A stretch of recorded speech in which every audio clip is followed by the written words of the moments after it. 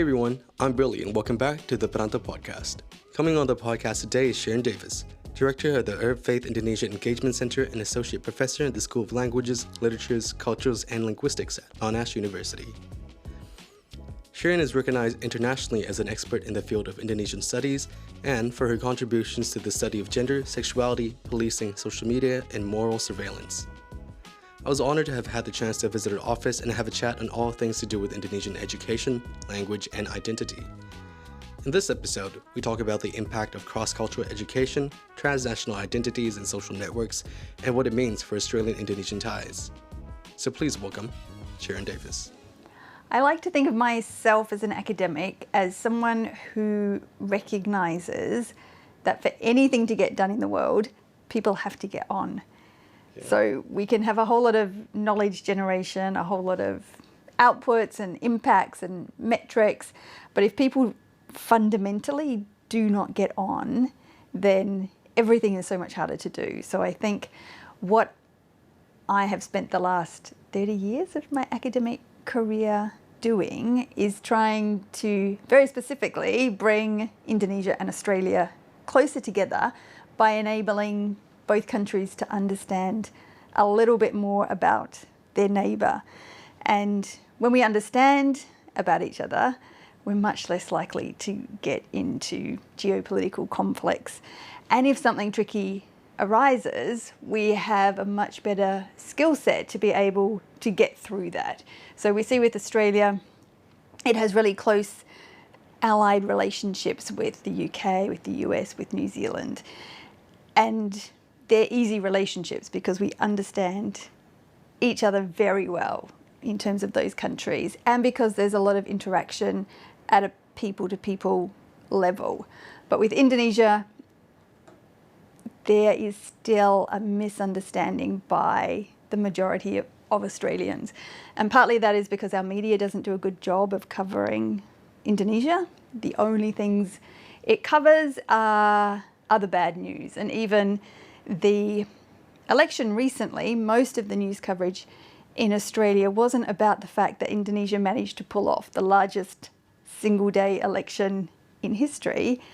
It was about personal politics, and coverage lasted the day of the election and the day after, and that was it. So if I was to summarise my academic career, it would be about trying to build bridges between Australia and Indonesia with the understanding that the better we understand each other, not only the better it is for our relationships, for education, for trade, for tourism, but also it just helps us navigate a way forward when inevitable conflicts might arise.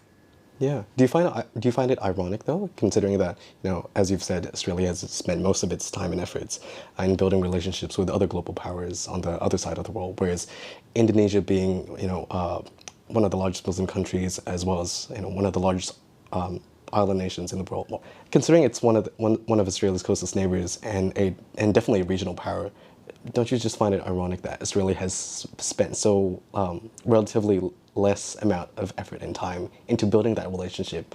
And even though that we're seeing some of it now, especially you have grassroots but as well as on political levels, do you think you could still do more to build that connection? I don't find it ironic. I find it perfectly sensical because they look towards countries that speak English, and any country that doesn't speak English, Australia is wary of.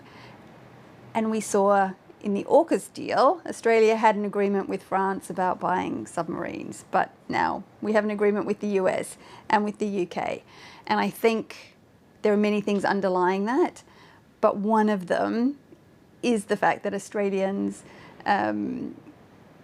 however we define that, as a nation, as a majority population, have a suspicion of people who do not speak English.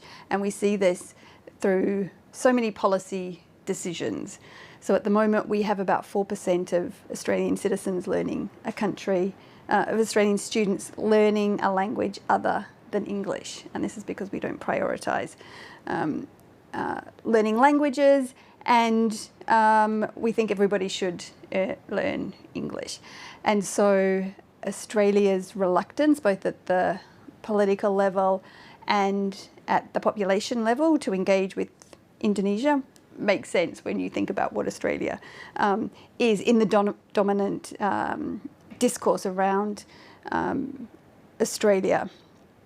I think it's really sad that we have a neighbour that is right there and that we're not more willing to engage with Indonesia. Even if you're just thinking about how can I make money in Indonesia, Indonesia is a perfect place to go and do that. But if you're thinking more sensitively about how does Australia be a good player globally, but specifically also in the Asia-Pacific region, there is much more that we could be doing to build those relationships. And in saying that, the Australian government at the moment is doing much more than previous governments, at least in the short term previously. The government is doing much more, and we have incredible ministers like Penny Wong who actively engages in the region, but they are exceptions rather than the rule. Yeah. And I just want to touch on, since you brought up the topic of learning languages and all that, I want to bring up the topic of education. And, so probably just for anyone listening to this, you are an associate professor in Indonesian studies at Monash and director of the Monash Faith Center, where you've been instrumental in enhancing Monash's engagement with Indonesia, especially with, the recent opening of the Indonesia campus in, was it Tangerang? Tangerang, yeah. So could you talk more on the role of a globalized education in fostering a more interconnected perspective between A, Indonesians studying abroad, and B, Australians immersing themselves in Indonesian language and culture from here? So I think both the Australian and the Indonesian governments could do a lot more in encouraging education. So, if we look at the Australian government, for instance, they have had some initiatives to get more Australians learning Indonesian. So if you study a language, you can reduce your HEX debt. So that's the amount of fees you pay to go to university. So there are small incentives like that, but what the Australian education sector, and including myself and others in that, need to do is provide both career paths for students that learn Indonesian and opportunities to do that. The Indonesian government can also be doing a lot more. So at a roundtable on Sunday night with all of the consul generals from Indonesia based in Australia, the ambassador, and representatives from Balai Bahasa, which are the Indonesian language groups based in Australia, there was brainstorming about how can we collectively improve the number of Australians learning Indonesian and also the quality of that. But really, to translate that, we need industry and businesses to start demanding Indonesian language skills from Australians. And at the moment, most industries and businesses that I speak to think it would be possibly nice for people, particularly those working in Indonesia, to have Indonesian language skills. But the retort is they already have Indonesians who speak great Indonesian, so English as a lingua franca will do. And then I think if we think more about the global stage, Indonesia has just become the 10th language for UNESCO, so recognition of the importance of Indonesian on the global stage. And so also making sure that students in countries beyond Australia and Indonesia are learning Indonesian. So I'm not even sure now if any universities in the UK offer Indonesian. New Zealand certainly doesn't. The US is shrinking, and so the Indonesian government can play a more proactive role in getting Indonesian on the radar of people globally, and I think that will help promote Indonesia's interests, but also lead to better geopolitical stability because people will just understand each other better. Do you think it's more effective or feasible in terms of bringing Indonesian teaching to Australia, or bringing Australians to do in-country learning in Indonesia about the language and culture? Great question, and we spent about 3 hours on Friday night talking about exactly that. So at the moment, the Indonesian government has an initiative to bring 20 Indonesian language teachers from Indonesia to come to schools in Australia, and that's great, fantastic. Part of the issue is that they're not accredited teachers. So if you want to be accredited as a teacher in Australia, you need to do courses here to get that accreditation. The Indonesian language teachers coming over do not have that, so they can just be assistants. So if some way can be worked out that Indonesian teachers can fast track accreditation to be able to teach and have some ownership of their courses, that would be great. The other issue, of course, is that the teaching styles in Indonesia and Australia tend to be quite different, and so students here expect a different style of teaching. So what might be common in Indonesian language instruction for someone to maybe instruct and encourage students to learn more by rote would not necessarily be the best way for students here to learn, where they're used to a more interactive, egalitarian system where, you know, we question the teacher, for instance. So it may be better for Australians to go to Indonesia to get upskilled in the language and come back, or to be upskilling Indonesian teachers in pedagogy and methodology around teaching so that they can come here. And maybe we need both of those. Yeah, because I mean, there are a lot of existing programs like that. You know, one of the programs I remember for Australians going to Indonesia for in-country learning was Achichis, which I think I met a few of those when I was even interning at, I won't say the name, but well, at a media outlet in Indonesia. And based on your observations, how effective has that been so far? Our teachers are amazing. They're doing incredible work, and they are up against the barriers that all of us are up against, and that is both providing pathways to have students come in who can then go on and be teachers. So I think at Monash last year, there were very few students who graduated with Bachelor of Education specialising in Indonesian. So universities are not producing enough teachers, and that means that high schools and primary schools therefore have to cut their Indonesian language program. So then they're not studying at at a high school or primary school, they're not coming through to university, and then this very cyclical problem. So teachers are doing amazing stuff, but we need to support them to ensure that we have more teachers that can then go and do the programs that Achichis runs. Yeah. I mean, so based on what I understand so far, it seems like the most realistic expectation would be, well, the Indonesian government would play a part in terms of building their own identity, in terms of making it a global language, and then it could be a more top-down approach from the Australian government, because then they have a more tangible incentive to introduce, I guess, more comprehensive educational structures, right? So now I want to talk about the more contemporary world, in the more digital world, and the role that social media plays in teaching these kind of things. Because I think you wrote an article about how we can support Indonesian netizens to play a more constructive role in terms of language teaching, language learning. So I want to ask about what have you found so far in terms of, you know, Indonesians in Indonesia and Australians in Australia connecting through social media, connecting through polymedia practices, and how do they, build this transnational identity, if you will? I think this is one of the keys, one of the untapped keys of motivating and inspiring Australian students to take up Indonesian and to give them more exciting and dynamic ways of learning the language. So I literally just come from my first year Indonesian class, and I showed some clips from something from YouTube, something on another social media platform that students could watch and found really funny and entertaining. And so the advantages of using social media content are that, you know, my students in this class, they're all 18, can relate to that content.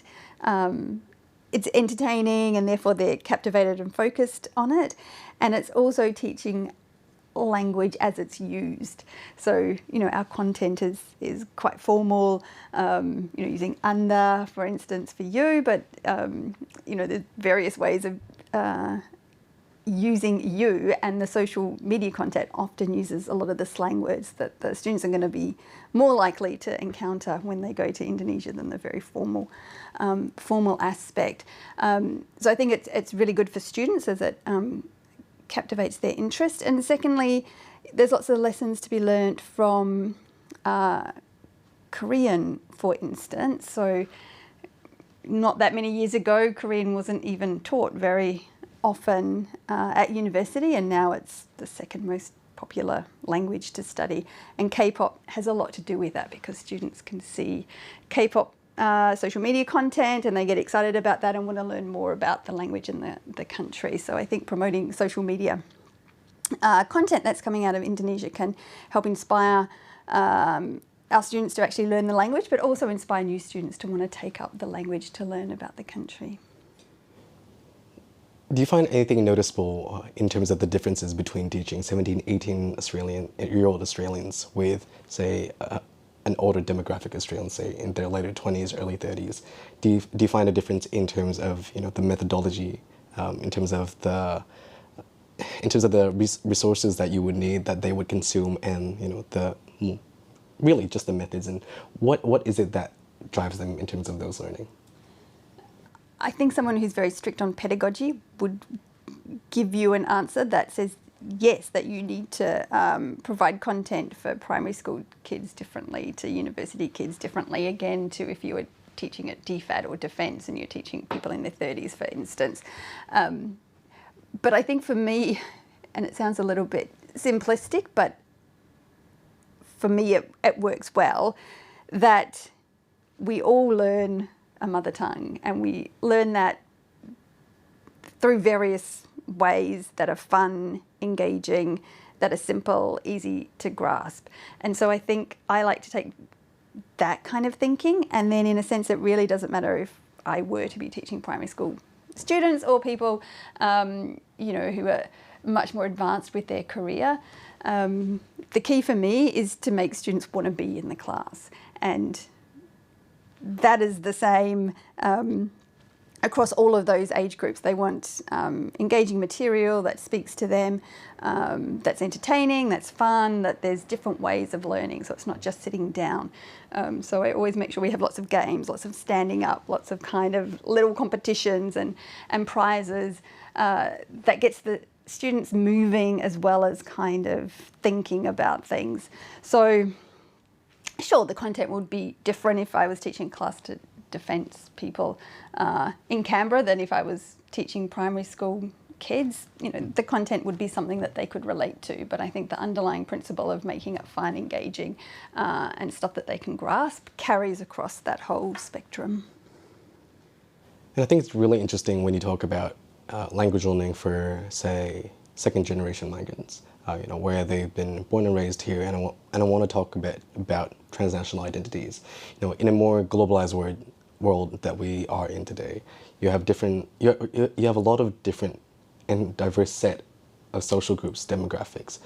If we're talking about Indonesians here in Australia, you have groups like international students who are generally more short-term, and they have stronger linkages to Indonesian ties, people back home.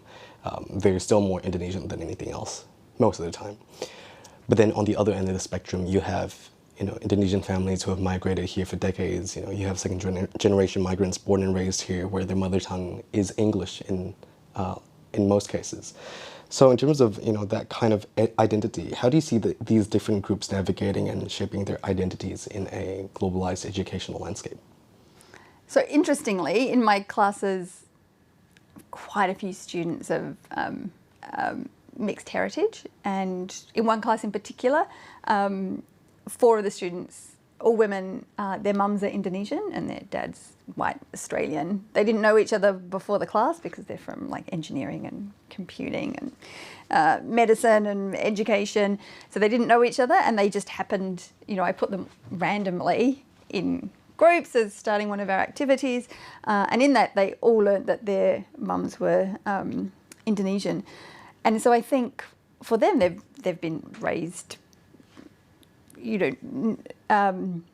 not as Indonesian as Australians of Indonesian descent, but also without language. And I think, parents are always trying to do their best for their kids, and for a long time that has been English is the language, so let's just focus on your English and make sure your English gets really good, because that's what's going to get you ahead. And so lots of kids from different backgrounds don't necessarily speak the language of whichever parent has migrated to here. But then what happens is a lot of these kids get to a certain age and they really want to learn about their heritage. And so we have these students who are coming back now without language skills, but have family and those connections. And for them, they have realised that language is actually a really important part of their heritage, and so they're wanting to learn that now. So I think the diaspora share, often very similar backgrounds that make them want to connect, but sometimes that connection happens at different ages. At least based on what you've seen, say, in a class setting or in a social setting, how do these mixed heritage babies, how do they interact with their identities in terms of learning more about themselves? Is it mostly through family? Is it asking about their family heritage when they become older, or is it, like you said, sharing experiences between people of similar backgrounds, or do you find it that it is more helpful for them to connect with people like international students that have only migrated here for just a short period and will return anyway, and so that they can learn more about colloquial language, social media habits, new words, new mannerisms? Which do you think is more effective in terms of their identity building? I think probably there's just such a vast array of different experiences. So if your mum's from Indonesia and marries into a non-Indonesian family in Australia, if they're in Tassie, which is where I'm from, it's probably unlikely there'll be a big diaspora of people. So you grow up without that kind of connection. Whereas, if you're in Melbourne or Darwin, you might much more easily have that connection. One of the really exciting things was when these young women got together, they could start sharing their different stories, and would immediately have that bond, even though their mums are from different parts of Indonesia and their experiences have been very different. In Australia, there's something about that heritage that just connects immediately. And so I think everyone's experience is very different, and looking for multiple ways to make that connection is quite important, I think. And now the question that I ask probably everyone that I have on the podcast: why is it that you choose to be involved in this space? Well, I mean, you don't really have a stake in it, not necessarily, but you have Indonesians. Sometimes you have Indonesians that aren't very concerned about their language, about their identity, about their culture. So why you? It's like, what is it that has drawn to you in the past that you've chosen to spend decades just working on, teaching Indonesian, teaching about the culture, being involved in this space? So when I was 18, I was a Rotary exchange student to the US, and all of the Rotary exchange students from across the world who were based in the US went on this 3-week bus trip from New York to LA, which was pretty epic. And I remember standing out of the bus and 2 people were talking to a third person, and they were saying they're from Indonesia. And I remember going, where the heck is that? And then they were explaining to this other person that it's a country near Australia. And I was like, no, it's not. I would have heard of it if, there's a country near Australia. So that was the first time I had, thought, heard mention, I think, of Indonesia. And as soon as I heard that conversation, I'd forgotten about it and have barely remembered it until you just asked me now what was my thinking about Indonesia. So at 18, that was my thinking. There was some country apparently near Australia called Indonesia. Didn't know anything else about it. And then I wanted to do a language at university, and Indonesian was the only language on offer. And then the teacher pulled down, this big old map that was at the front and pointed to where Indonesia was. And I was like, this actually near Australia? How have I never heard about this? And so I think my ignorance then made me really malu, right? And I was like, oh, well, I have to learn a bit more.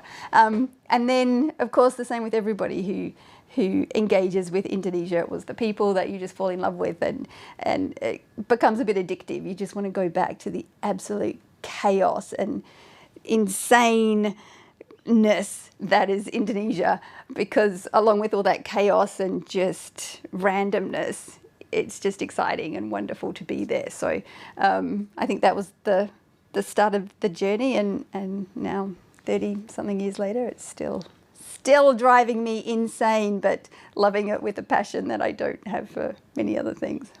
What did your family think about it when you first started learning about Indonesia and really getting really involved in those early stages? I did 12 months of PhD fieldwork in Sulawesi. There were no phones, there was no email. I called my parents at the 6-month mark from a wartel, like down the road, and spoke like for 2 minutes because the money's clicking over and it's really, really expensive. I don't think my parents really had an idea where I was. I think, Indonesia was something somewhere north, but, what more do we know about that? So I guess that was a blessing in that they weren't too worried, because I was there in 1998, 1999. Exciting times. Exciting times. I had rocks thrown at a taxi. I had my taxi shaken like this. While you were in the taxi? While I was in the taxi. Then I had to get evacuated. The Australian Embassy did a bit of an evacuation of Australian citizens to some remote mining place for apparent safety. So there was a lot of unrest and so I think it was quite good that my parents didn't really worry, because didn't know so much about what was happening. So that worked well. What's your most memorable experience, during those early stages of your career in Indonesia?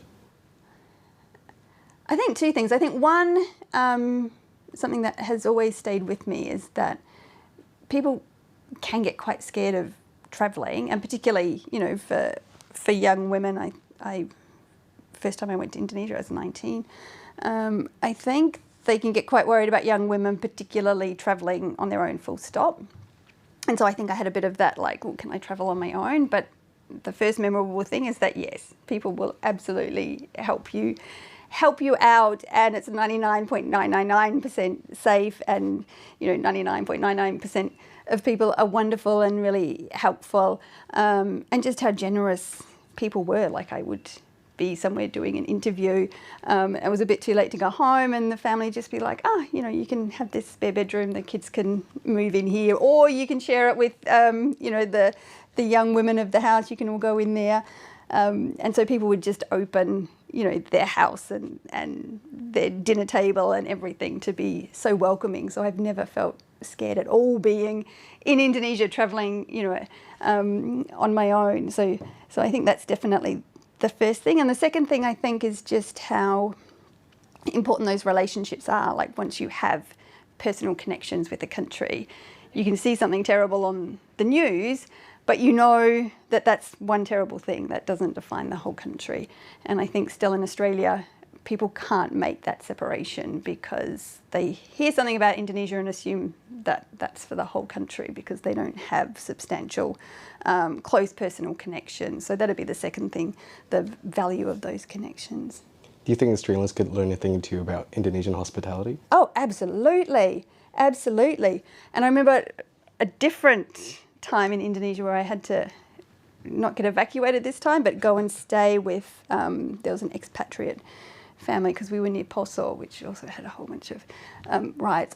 So white Australian couple in this big house with their maid and fridge, and and I'd been previously staying with a host family who had nothing, and so I had to go for a week to this Australian place, and I arrived, and I remember the woman, I was there just before dinner, and she said, "Oh, I'm sorry, we don't have anything for dinner for you. I just bought 2 pieces of steak, for me and my husband. We don't have anything for you."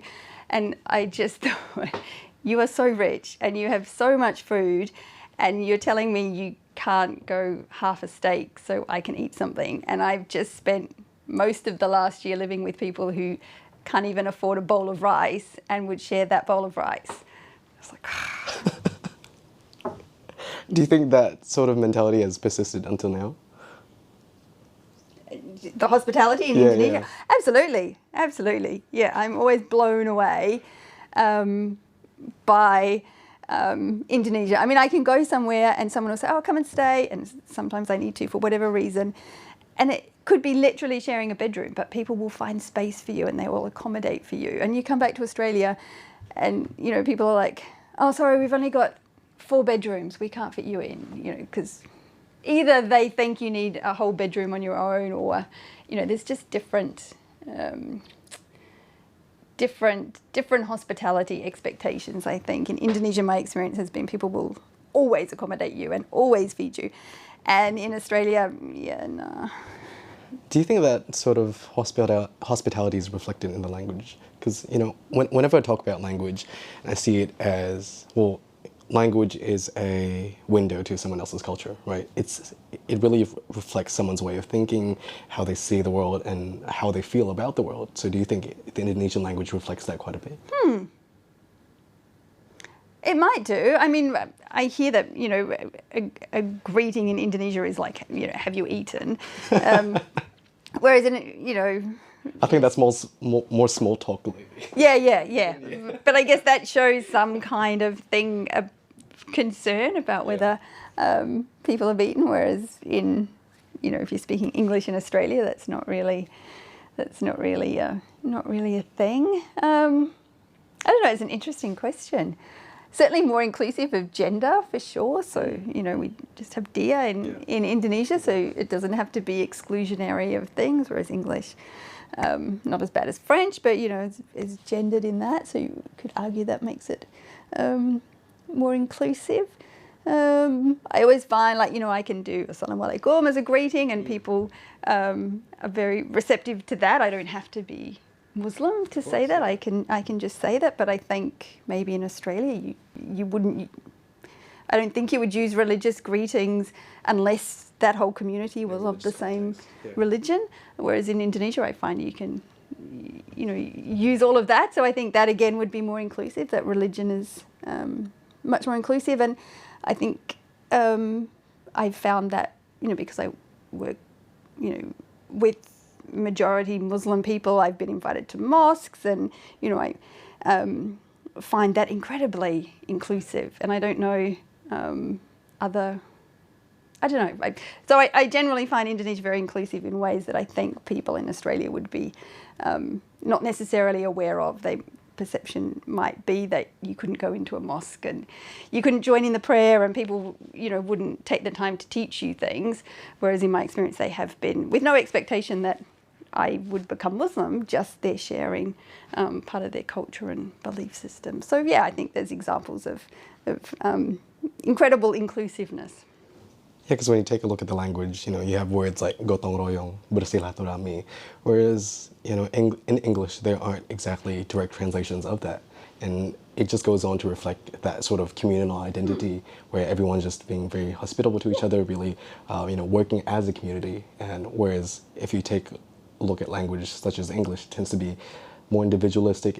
There tends to be more definition for the individual rather than as a unit and as a family, right? I think that's definitely true. I think one of the first words I learnt was mufakat, which means like consensus building, right? Yeah. And, you know, that's a strong theme in Indonesia, and I'm always struck by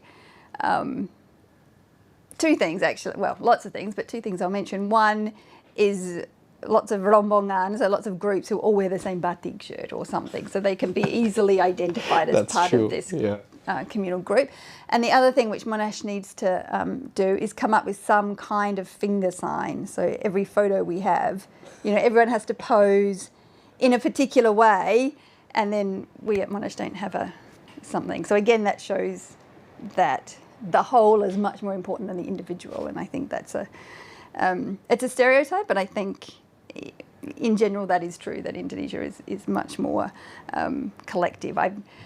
It would be very rare, I think, for a young Indonesian woman to travel the world on her own, for instance. I have some great friends who have done exactly that as Indonesian women, but that would be, pretty out there, whereas for, other cultures, it's not so exceptional.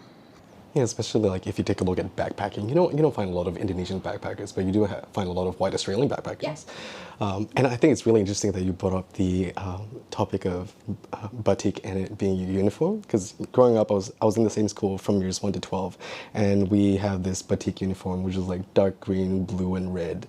And then, in primary, you have like blue shorts, and then it's just like blue shorts and a batik, very cute, seeing little kids just run around batik. Mm-hmm. And a lot of other schools tend to have, of course you have the usual solid colors, but then a lot of other schools also have like, orange batiks or like, and all that. And then I remember during Fridays, we also have like batik Fridays, where you can just like dress up in your own batik, whatever, as long as it's still, school policy, but batik. And I think it's interesting that, going here, you don't find that sort of uniformity in terms of celebrating a culture, right? Well, I guess, in one way that's sort of looking at Australia as a very multicultural society, but at the same time, there's really no uniting factor, if you could say so, right? Yeah, absolutely. And even at universities, so, universities in Indonesia tend to have like the yellow jackets for Uwi or whoever. There's a really strong emphasis on showing that you are a part of something bigger than yourself. Yeah, look at the political parties. Yeah, all of that. And, we see resonances of that, particularly more so in the US, but in Australia, even if you're a committed Green or Labor or Liberal or whoever, there's not like an informal uniform that you wear to show that you belong to that. There might be T-shirts or something or other, but not on the same scale. In Indonesia, where your identity is part of absolutely something bigger than just you, whereas, in Australia, the rhetoric at the national level, at least, is, individuals who can represent things broader than just themselves, but the individual is kind of the key, as opposed to Indonesia, where the collective is much more important. Which I think relates directly to the name of the podcast is the Perantau podcast, right? Especially when you're talking about Perantau. If you take a look at Indonesians, we just generally flock to each other at one point. In any given situation, we just tend to not necessarily cluster together because we don't want to fit in with other groups, but we're just strongly attracted to, those of our own kin, right? We still, as a group, we still interact with other groups, but then, we just have that sort of strong social identity as a unit, right? Which you wouldn't necessarily find with other diasporic groups from other different communities. Do you think Australians abroad tend to flock to each other as well, or does it also tend to be very individualistic? I think for travellers, there is, for many travellers, nothing more exciting than seeing another Aussie and the oi oi, and just, you immediately have a whole lot of stuff in common. And what I quite like about Australia and New Zealand is that travelling, if there's only one Kiwi, then they can become part of the Aussie group, or if there's only one Aussie, become part of the Kiwi group. So I think certainly for travellers, it's great to be able to, travel. And I mentioned when I was an exchange student in the US, the Aussies on that trip, we're all still, in touch, because there is something about growing up in a particular place and then going overseas where everything is strange and foreign, and finding someone who knows some of the same in-jokes and knows where you want to find particular food. So I think there's something really endearing about that. And I suspect also for communities that move together, maybe, but you never hear about a little Australia. There's probably parts of London that have more Australians than others, or maybe a part of New York where the Aussies might gather. But I think Australians are probably quite good at moving to other countries and meeting more broadly. So I like to think that Australians are quite good at getting together with other Aussies when they're overseas, but also, the reasons for moving tend to be maybe work. So you might be the only Australian, or, following a partner who's from a different place. So I imagine more spread out maybe than, say, the Indonesia diaspora, where, you know, a particular type of food might be more important. I do always find that very interesting that we receive a lot of groups from Indonesia on very short visits, but even after only being away from Indonesia for 24 hours, they still want an Indonesian lunch. Whereas I don't think you would have Australians who went to Indonesia. They want to try the Indonesian food, absolutely. Whereas Indonesians, they just still want Indonesian food. You know, I think the way that rice just tastes in your mouth and the way it just fills you up, I think it's just a different level of satisfaction that Indonesians can't get rid of. No. You know, we eat rice for breakfast, lunch, dinner. So, you know, give us fish and chips. Yeah, maybe we can have it for like a meal or two, but you know, definitely not satisfying enough. No, we had to check. We had an event last year where people were here for 2 weeks, and we had to change the entire catering because they, you know, our Indonesian colleagues only wanted rice. They didn't want sandwiches, they didn't want muffins, just rice. So, yeah, I find that quite interesting. Whereas the typical Australian palate is so broad that you might have rice once a week, but you then want to have noodles, and then you want to have pasta, and then you want to have bread, and yeah, Indonesians just rice.